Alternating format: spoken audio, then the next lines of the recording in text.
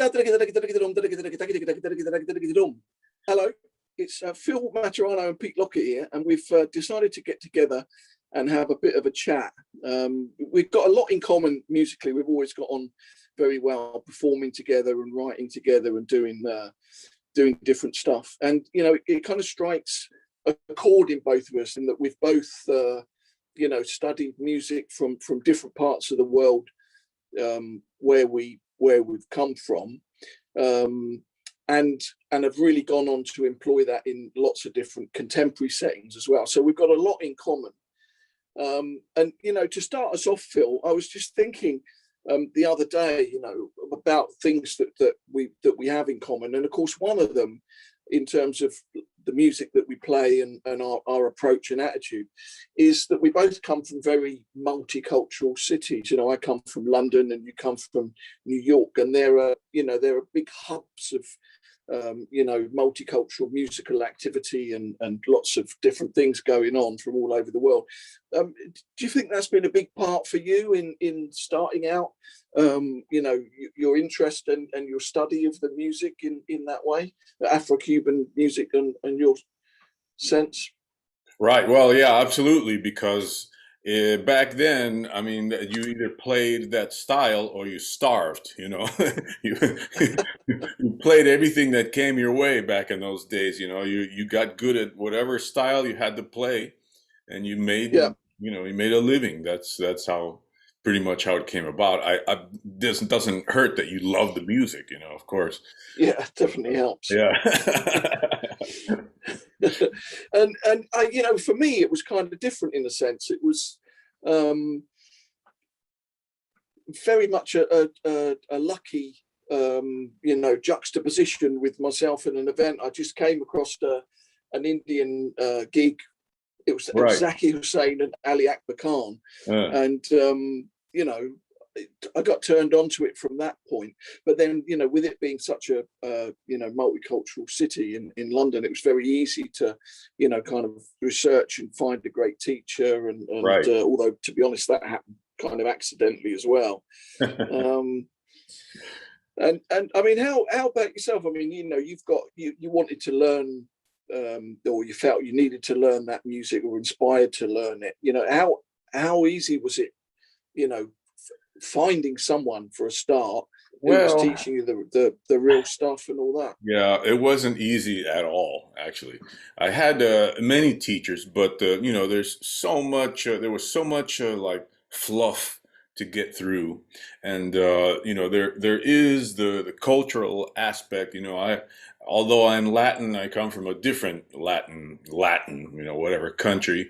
So everybody's a little bit territorial, you know, when it comes to their music, and you have to kind of, Yeah, you know, you have to ingratiate yourself with the right teacher, and or eventually they see you struggling and struggling, and trying to really love the music, and they take pity on you and they show you the real deal, you know. It's as yeah, you know, it's like out of books and stuff. It's like really hard to yeah. really, you know. So yeah, I mean, the finding the teacher was not easy at all. I think the thing as well is that, you know, both of the, you know, like for me, the Indian, traditions that I studied, and yourself, the Afro-Cuban, you know, you're studying stuff that's been, you know, it's been handed down not through the medium of books. It's been handed down from Right. generation to generation, Hmm. and kind of crafted over so many, you know, ages, Right. as a living art form, a living, you know, musical Yes. entity. And I think that's one of the things that's very different to, you know, like learning a Western drum set. You go out and you have, you know, there are X amount of rhythms you learn first of all, and this and that, rudiments and bloody Right. blah. Whereas it's a little bit more of a mystique, actually, getting into something that's got such a historic depth to it. Did Oh you yeah. feel that a little bit overwhelming, or? Yeah, absolutely. I mean, it was one of those things where it's like a chasm in front of you, and you don't know how deep it is, you know. So you kind of like jump in and float around, and you know, there's a definite mystique until you like grow your own wings as you're falling, and then somehow you just come out of the chasm, and you're able to flow. But it's like that, man. It's kind of like you have to like blindly feel yourself and hope to like run into the right guys, because there is such a tremendous mystique, and that also creates a lot of like information that's not really useful, you know. And then you have each guy from different countries has their own version of the Puerto Rican Yeah, style, yeah, the Cuban style, blah, Colombia, blah, blah, blah. You know, it's like, whoa. So that it's really, yeah, the mystique thing is what makes it beautiful as well. You know, you can't, yeah. I you mean, it know, takes decades to even understand totally, the basics, doesn't it? You totally. know, Yeah, it's one of the things that I found, you know, quite useful psychologically was because I think as I don't know what it is, whether it's the modern age or what, but I think you know there's a desire I think in people to kind of want to know everything about something. yeah, And for me, you know, I don't think, you know, it's like, you know, not growing out of omnipotence as a child. You know, it's this all kind of all feeling all powerful, wanting to feel all powerful. right, And you know, for me, like when you come up against something like Indian classical music, you know, you right, realise that I mean, there are people that are just literally superhuman with what right, they do, right. and of course the amount of material that's there. And one of the things that I found that supported me and helped me quite a lot was the thought of that in actual fact I could study for my whole life, like I don't know, 80 hours a week, Right. study and practice, and I still would be, you know, like a beginner in a Right. way Right. because there's so much material there, and I felt that kind of gave me a bit of a freedom in a way to think, actually, you know, craft the things that you can, you know, take control of what you can take control of, you know, Right. kind of understand and practice the things that you can, you know, get better at, and slowly craft the stone that there's almost like a sculpture that can never be finished in a way. Yes, absolutely, totally, 100% agree with that. And that's where the beauty of the of Indian music and African descent music, let's say, lies, and that you can never dominate it. You can only be a beginner at it the whole time, no matter how good you are, you know. And like you say, it's the Yeah, take it and mold it into your own thing. That's the best thing to do, because unless you focus on one thing, like for example, whatever Afro-Cuban rumba. I mean, rumba alone is just like whatever, you know, it's just like so yeah, expansive and crazy. Unless you focus like a laser on that and dedicate your whole life to it. But you know, as you know, to work and survive in music, you have to do different things. So adapting the opportunity to have an open mind like that and see the depth of it and appreciate yeah, it gives you ability to put it into your making your own unique voice. You know, that's yeah, yeah. what I think. You know, one of the things as well, I was thinking, you know, going back to the New York and London thing, and then I was thinking about what, you know, what are the things that are in common, you know, with the music, and you know, kind of, a lot of the systems and compositional structures and performance infrastructure and stuff like that is very different between Afro-Cuban and Indian. Yes. But I was thinking that one of the things that ties it together is you know, like the concept of the timeline or the way that time is perceived. So time is manipulated and played with. So obviously in the Afro-Cuban side of things, you know, you have the clave and things are flexibly manipulated against the clave. And similarly in a slightly more mathematical way, I suppose you'd say, in India, both North and South Indian music, you know, you've got the time cycle where everything's pitched again. So both of the traditions, you know, or you know, let's say Indian as one tradition, just for the concept of this Yeah. discussion, you know, Mm. both Indian and Afro-Cuban have this idea of having almost like a rhythmic grid Yes. that becomes and that's what I think. That's one of the things that stands out as, especially for us as drummers and percussionists, stands out as one of the most interesting aspects of it all. Right, right. Well, it is a very percussive music, let's say, much more than I would say Westernized or European music. You know, I mean, there in Africa, there's apparently, you know, tons of claves. You know, it's not just one clave. There's one, uh, many types of clave, and everything is built Yeah, around that time. It's like a measure for them. It's like a measure. You know, that that that that that. That's like one measure for them. You know, and as opposed to us, we say one, two, three, four. So, you know, it's percussively and musically for me, you know, very interesting to think that way and to be able to come back and forth between both worlds, because it yeah, affords, you know, it affords you, I mean, you know, it affords you an insight into vocabulary and things that you can do that, wow, man, it's just never ending, you know, incredible possibilities that inspire you, like you say, the rest of your life. You know, it's crazy. yeah.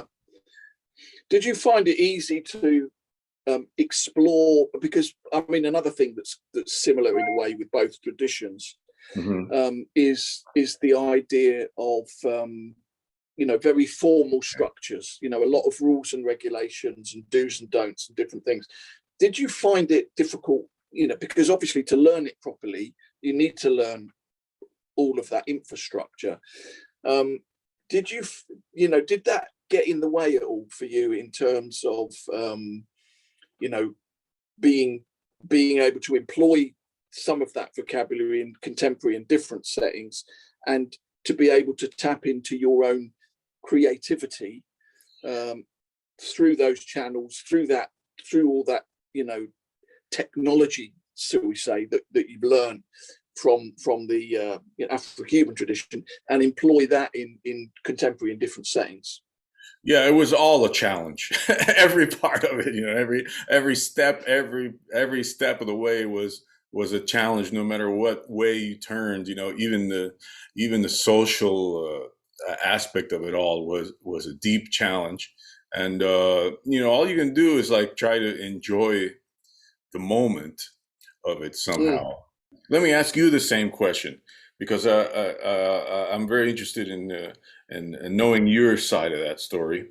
Um, when you started approaching this, I know you came from a Western drumming kind of a background. So, what was like the hardest thing to adapt to for you when you started getting into the Indian thing? Well, I mean, I think with me, you know, I was really kind of learning the Indian um, stuff as, you know, in its own you know, in its own right. I mean, I was just studying that. It was never my. I mean, the thing about it is, it was something that I was incredibly. Once you get into it, you know, once you've bitten the apple, Uh you know, huh. then you're kind of pulled into it. And for me, it was never a choice of, never a thought of, oh, I want to do this or I want to do that with it. I was just so intrigued by it Uh, that I couldn't not study it. right. So I never had any objectives actually in the beginning. I was, you know, my ambitions at the time were, I'd moved to London as a drum set player, and the Indian studies kind of were alongside of that. Right. Um, it's very hard to, I mean, it took me years and years to work out how to cross fertilize some of the Indian ideas into drum set playing. I mean, it came a lot longer, and percussion. And that, you know, those questions kind of got answered when I wrote my book, you know, Indie Rhythms for the Drum Set, the Uh-huh. Hudson book. How many But years it's, ago was that? uh, I don't know, 15, I guess. I'm not Okay. sure exactly. So it took you Yeah. from the time that you Um, started getting into the scene in the Indian music, 15 years ago, only 15 years ago, you felt yeah, to confident really enough. start to get a vocabulary that Right. that was, you know, and that was, I think, came about from studying North Indian and South Indian. I mean, one Right. of the things about, if you just take tabla as an example, um, the way that everything about the way the drums are played are completely different than you'd play any other drums in the world, really. Obviously, other Indian drums are similar, but the left hand stays on the large tabla and plays the bass, mainly the bass notes and some of the closed strokes, and the right hand plays on the small high pitched tabla and plays a lot of the the kind of more resonant tones and melodic, high pitched melodic stuff. Of course, the bass has a lot of glissando and a lot of bass melody. Right. And so technically, it's not like you could say, oh, I can employ a paradiddle, or this, I can use rudiments for this and for that. And so it was very hard to see how to employ that material on drum set or on percussion at all in the beginning, other than a literal version of it, which every da, every na stroke on the tabla becomes a open hi-hat, and every and for me it's never worked like that. I've never liked hearing people do literal orchestrations on the drum set. For me, it doesn't really work. For me, the most important thing in terms of the cross fertilization is the concepts, the pure concepts. Exactly. Yeah. And to me, that's where the meat of it is, in terms of what you would call the cross fertilization or the collaboration between the different rhythmic styles. It's those pure concepts that are so useful when you abstract them out, and you can employ them in any environment. And I think that's what took me a long time to work out how to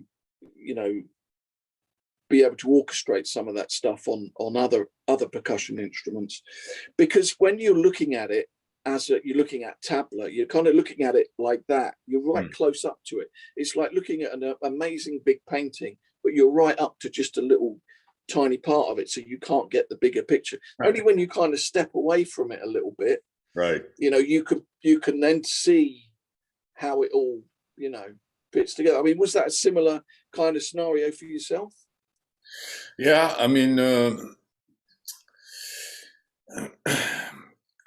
for coming from a drum set perspective, it was at first a lot of patterns and minutia, like you say, and then later when you discover why your patterns don't, no matter, even if you play them correctly, don't fit in the music, you say, okay, well, it's not about the patterns, it's exactly kind of the same. Yeah, man, it's just, you just have to go through the experience and discover each step. I think, like in my case, in your case too, like nobody really had a method to do that. Yeah. Nobody wrote that. Yeah. I mean, and I think your situation is the same. Like back when we have when I was at the university, we were discovering all this stuff, and the RTS system and the 6/8 and the 2 at the same time, and nobody had ever verbalized that or put it onto paper. It was all like baby steps, and that's the same thing with you. I think in a way, we're kind of like the guinea pigs. Well, certainly with the orchestration on different percussion and stuff like that. I mean, in terms of rhythmic composition, what do you think are the main bullet points that jump out to you as either defining the tradition, or bullet points that cross-fertilize into other sort of contemporary playing that you might need to do? Well, it's all kind of a gigantic thread, and which even translates into Indian music, because the pure vocabulary, once you get in, you check it out in Afro-Cuban or jazz or whatever music of very high rhythmic value interpretation, it's kind of like the same things are in there. Cycles of 5, cycles of 9, the 3-bar cycle, a major part of Western drum set playing, all these cycles of 7, all these things are like flow inside of Afro-Cuban music, but you kind of have to be like aware of it first, and then what's going on. Like to try to learn by patterns is ridiculous. You can never, mm, you know. So that's the bullet points for me would be learn, rhythm, everything you can about rhythm, because those guys are studying, they have studied music comes from Africa, actually, for drumming, as one of the deepest cultures on the planet, as well as like Indian drumming. And that's not, you can't pussyfoot around with that stuff. It's like, no, yeah, there's no books, there's no books that say, djembe, you take this cycle and you play it. So the yeah, bullet points would be really learn about rhythm. And then because that's the biggest challenge of all. The patterns, anybody can learn, as you see, and you mm, take any student with halfway good independence and they learn the patterns in a couple of weeks, but the rest is like, where's the rest? You know, yeah. so, hmm, yeah, The Indian stuff is kind of different in a way, in that it's very, very systematic. right. It's very, there's Did a you, detailed and you know librarious vocabulary right, that's all of the teachers have, and this vocabulary goes back through generation after generation. You'll see tabla masters now play a composition and say, oh, this dates back to right, such and such a player, and 200 years ago first played it, and blah blah blah. And the other thing about it is, with the specific system of learning that they have, it's almost perfect in a way, because it, like, for example, with tabla, the way that they structure the learning process is that you learn certain compositions, like qaida, for example, which are theme and variation compositions. And you have you're controlled by what is within the theme. So you've got this theme, for example, uh-huh, as the theme, and then all of the variations kind of would be based on that, created from that. And when you learn as a student, you learn the theme, and then you might learn 100 variations on that theme. So you're learning loads and loads of ways to manipulate basic core material, right, often using time illusion by for example, modulating into slower or faster triplets right. for sections of it when it's building up. Partitioning is super important. So Uh, and that's how I notate all my Indian stuff is in partitions. I never really write it in 4/4 because I think it's less easy to understand. If it's 5/5 7/9 4/3, if it's made up of partitions, I'll uh, notate it in the partitions, because that's the way you understand the form. But in actual right, fact, when you actually perform it, you understand it against the corner points, right. against the pulse, or whatever the time cycle is. So it's a very, very complete system that, although there's not that much been written down about it, because it's been just handed down from generation to generation, it's pretty systematic, I would say. Would you say that's a part of the Indian culture? From what I know of, having been there a year and a half, is it part of the Indian culture to have that kind of mathematical mind, that mind that works that way, as opposed to Latin music? Yeah, Everybody, yeah, party, man, and nobody. yeah, yeah. No, it's a very, you know, the Indian mind is very intellectual. Right. Generally, you would say the way that they, problem solve, the way that they put things together. It's an interesting combination. I mean, if you start to look at, cultures, or people, or different things like that, like the Jungian quaternity, thinking, feeling, Right. sensation. As soon as you start to analyze it, and then you can see, and that's going back to what you were saying earlier about, kind of learning the culture as well. Right. It's really important to learn the culture, to learn where Yeah. people are coming from, because a lot of that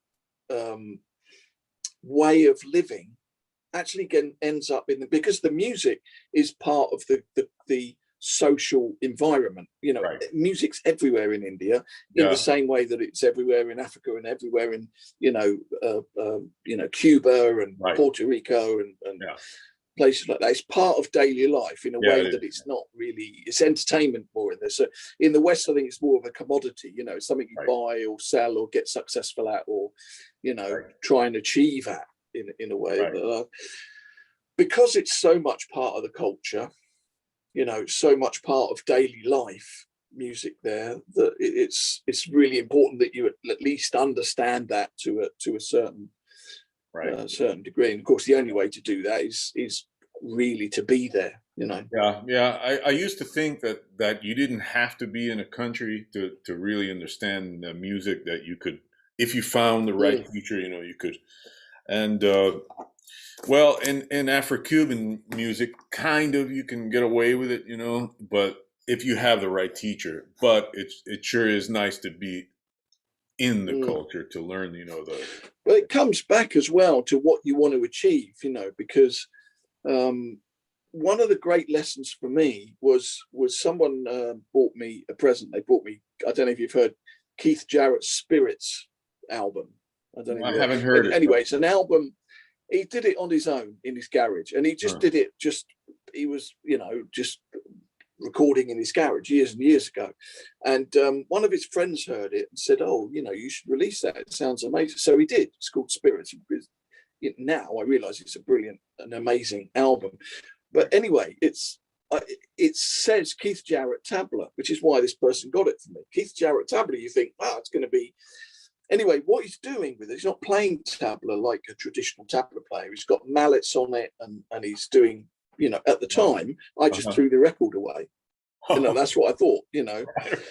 Then a few years later, someone bought me it for Christmas, and it's one of those Christmas presents you open. Oh, Right. great, thanks. I threw that away years ago. Anyway, it had a message, because what I realised was he was making amazing music with everything, of course, but then with what he was doing with the tablas. And I hadn't heard that before, because all I'd heard of was what I should have been doing traditionally with the instrument. Right. And in actual fact, he was doing some amazing stuff with it.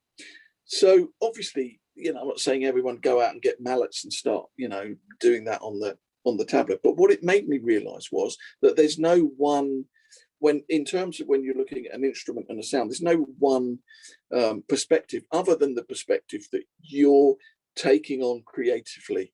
So what do you want to achieve with certain certain music? I used to work with a Japanese taiko drummer, and he used to play with a set of 3 congas and small congas and 2 bongos, and he used to wear gloves, funny gloves, fingerless gloves. Okay. And he used to kind of like with the palm of his, here, he'd get the bass tone out of them, and then the fingertips would be playing on the bongos. And there was nothing traditional about it. Right. Nothing. Zero. He knew nothing, respectfully, about Afro-Cuban music or conga playing of any genre. Right. But it sounded great. It was a great musical thing. And I think there's a danger with learning traditions to sometimes to get hung up on you can only do it like that.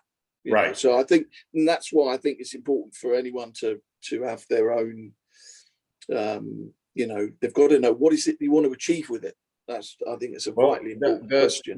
I agree 100%. However, you will run into a huge wall with other people when you try to do stuff like that. I mean, and especially in the community where I come from, they don't like. Yeah, I mean, you wouldn't go to Havana and start playing congas like that with drum. But having said that, from my experience, when I played at the Havana Drum Festival, I mean, I'm not a Latin player at all, but they were really into the stuff that the non-Latin stuff that I did on bongos, for example. Because you're and I was really excited about that, actually. Yeah, well, because you're a great percussionist. I mean, it's like the Keith Jarrett thing. He's an incredible musician, and whatever he does is going to be incredible music. I mean, so coming from a knowledgeable standpoint like that, and then adapting, there's always the danger of this. I might be at risk of saying this, but the the opinions of people with art, it's all subjective, and it's all subjective. Mm, I'm not so sure about that. Mm,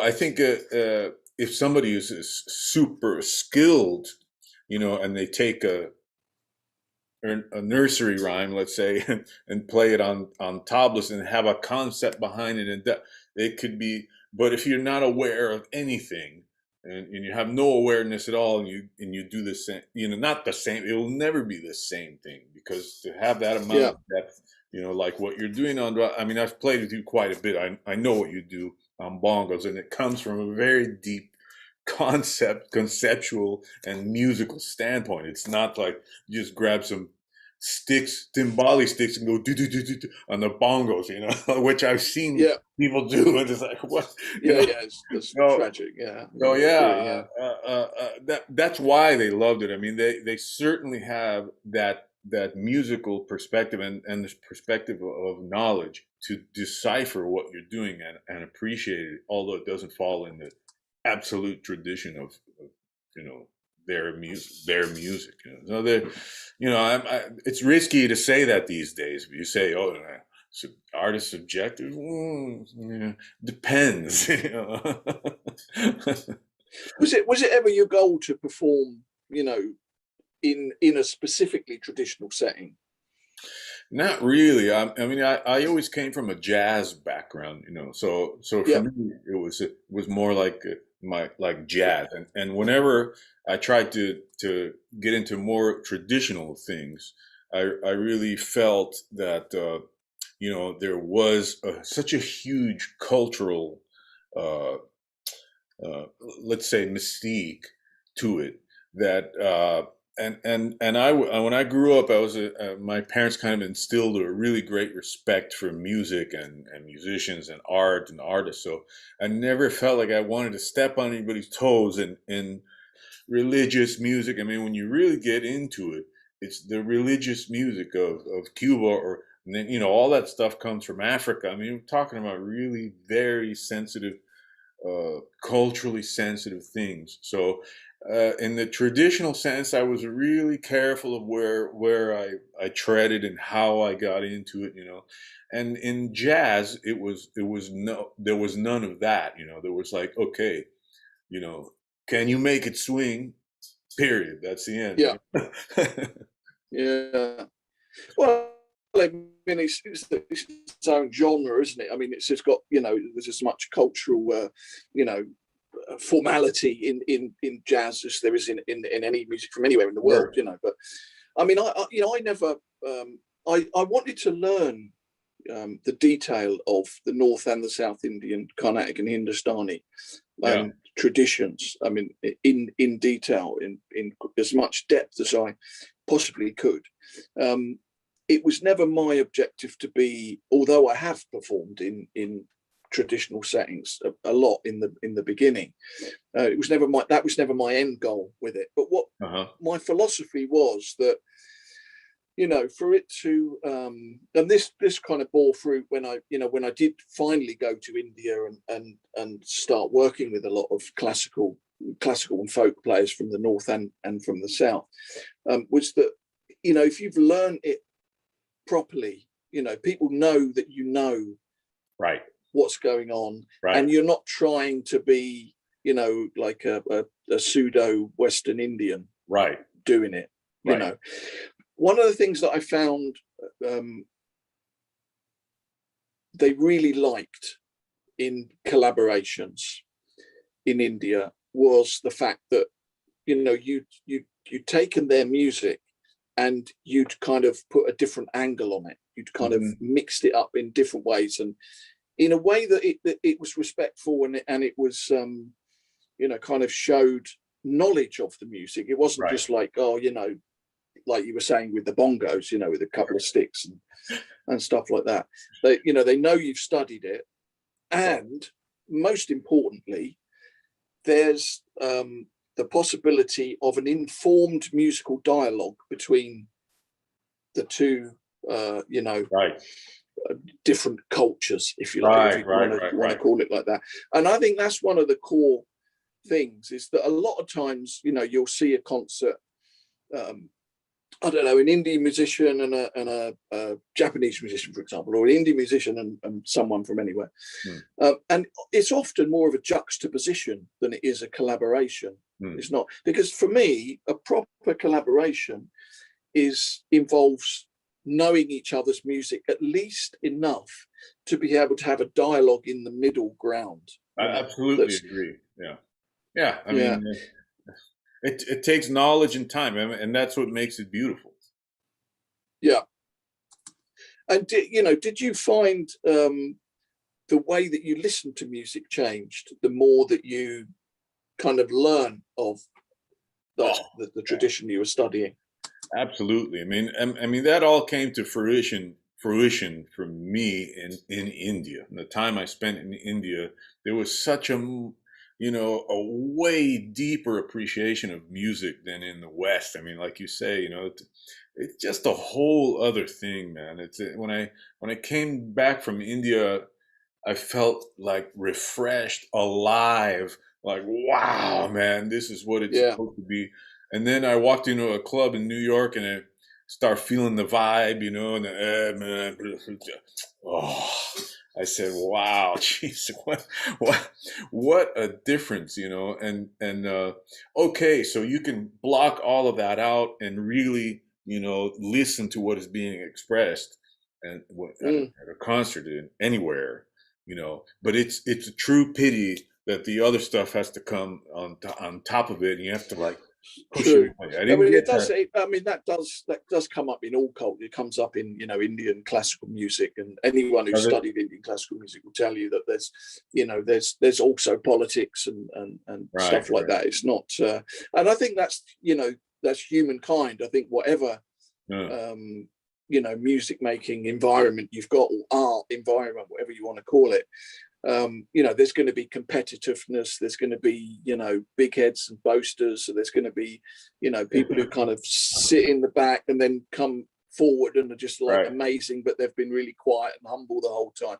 I think it's every environment is going to have all of those components. I mean, one of the advantages for me, actually, it's a funny thing in a way, but in the beginning when I started to learn Indian music, and it was really deep in Indian communities in London that I was involved with.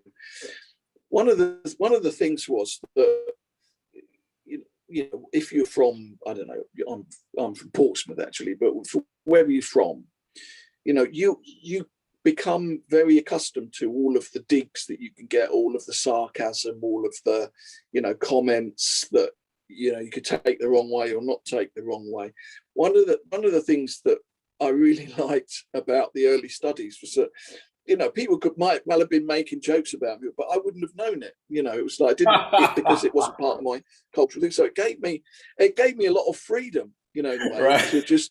I know it's a funny thing, but I'm only laughing because the same has happened on the other side. There's even though I speak Spanish, there's certain words that you don't know what the meaning is. It's so different. Each country has their own little things. And then, so I can totally relate. Yeah.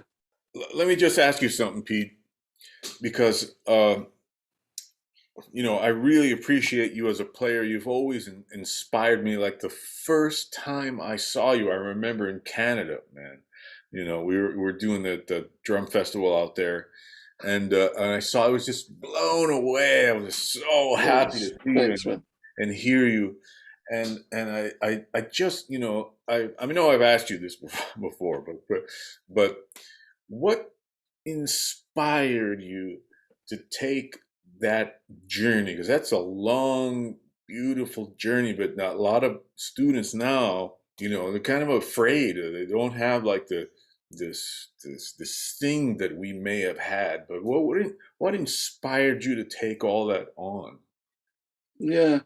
I mean, just the intrigue, of things. I mean, when people come to me for lessons and they say, "Oh, I want to learn a few different instruments, and and how long should I do each one for?" And I always say, at least do one instrument for a year or 18 months before you start adding other instruments into the mix. And so, if I think naturally about my progression, how it happened, and you know, obviously drum set was the first thing, a late starter at 19, and then the next instrument after that was tabla. And so it's kind of a good second instrument because it really builds your dexterity and your physical abilities and mental abilities. It really fine tunes, or starts to fine tune them. And then I just got interested in other instruments. There's a guitarist called Steve Tibbetts, and he had an interesting percussionist, Mark Anderson, I think his name was, who used to play a bit of tabla and some little bit of Latin stuff and a few, but just put together in an interesting way. But And what so I was started to get interested. but what was I at the started to get interested not just in, sorry to interrupt, I started to get interested not just in the traditional study of these things, but and also how they could be put together in a hybrid way. uh, That, to me, that was the crucial thing of having all these ingredients, and how can I put them together in harmonic ways. Sorry, you were going to say. well, I'm wondering what, like, at the core of your being, like the inspiration, Yeah, like those are like things that you encounter and that can inspire you at the moment.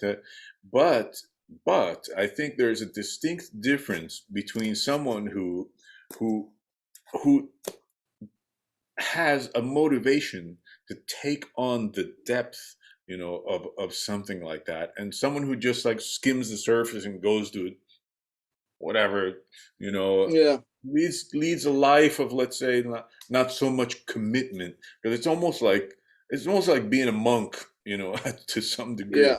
you know. Well, I think it's um, fascination with the thing itself. So for me, I wasn't really thinking about, you know, in 5 years' time, I'm going to be successful with this. Uh-huh. I'm a multi percussionist purely by accident. It's not something I designed. I didn't go out and say, "Oh, I'm going to learn tabla and darabuka and rick and frame drums and bongos and cajon and merdingum and Right. kanjira and all these things." It just happened. I got interested in them enough to get something together on them, and begin to see different linkages that I could start to put them together in different ways. And my fascination and love for them, but that was each day of playing contained its own goal. It's not like I didn't want to achieve anything other than that. And going on to actually have the luck, which is what it is, to Right. get all of the film stuff and all of the people that I've worked with, and then also to have a pathway opened up to place a solo career and a collaborative career. It's luck, really. It's not by design. It's just, it happened. And I think the best things happen like that for me. It's just like, not without preconception. Do you ever think that you somehow develop this in your personality to be like a connector? That's kind of how I'm seeing you through the years. I see you as a connector. Mm, Certain people that are imitators or takers or givers, and I see you as a great like connector. Like, you know what I mean? Like a bridge. You bridge things. yeah, I think it's a that, nice way of putting it. Yeah. yeah. Through the years, that's my feeling more and more about you, and even more now that I hear you talk and knowing you personally. Also, I feel that, and I'll never Yeah. forget the time where I pretended to bash my head against a pole, You know, that was we were rocking down the street, and I made this. I hit my hand on the pole to fool you, you know. And you were so confused. You're like, "Oh my God, are you okay?" And that's when I knew you were a good guy. You know, not the Yeah, exterior. well, then a minute later I hit you. Right, right. But I knew that you were a good guy. And does that you think that personality, uh, deep personality at the core of someone, like leads to the career that you might have like this? Yeah, I don't know about leads to it, but I think it's vitally important. I think for me, if I hear that someone's been, like a horrible person to their band members or I mean, I'm not the easiest person, that, on with sound people, and it's Yeah, because I've yeah. got an idea of what I want to achieve professionally, and that I know what boxes need to be ticked for that to happen and function. So I think some people think of me as a little bit difficult because I speak my mind, without really always editing as much as one might desire. um, but I find that if someone's arrogant, let's just say arrogant, Yeah, for example, I think it comes out in their music. I think absolutely. I agree. you can hear it. Someone, I Totally always agree. use the terms, you're either playing at people or you're playing for people. Right, right. A simple distinction, Yeah. and it's not something that you never really hear talked about that much, but I think it's a vitally important philosophy. That's it. Well, I definitely think that you play for people, and it's a great pleasure, man, to know you and be part of your musical life as much as possible. You know, I've learned so much just and playing with you. I've learned a ton, and whenever Yeah, well, we same with you, Phil. that's great, man. That's great. It's a beautiful thing, and this is such a beautiful world. You know, there's these two worlds that we come from, and I hope that people can be inspired by it, Yeah, yeah, for to sure. delve into it and have a deeper relationship with music and with drumming. Yeah, great. And yeah, and like you said, mutual respect. Honestly, Thank you. we've always got on very well musically, and I've been inspired, and so yeah, great. Looking forward to the next time when we can perform without masks on. I know. I know. I can't wait, man. I can't wait. Really. Yeah, All right, buddy. So fantastic. All right, yeah, Phil.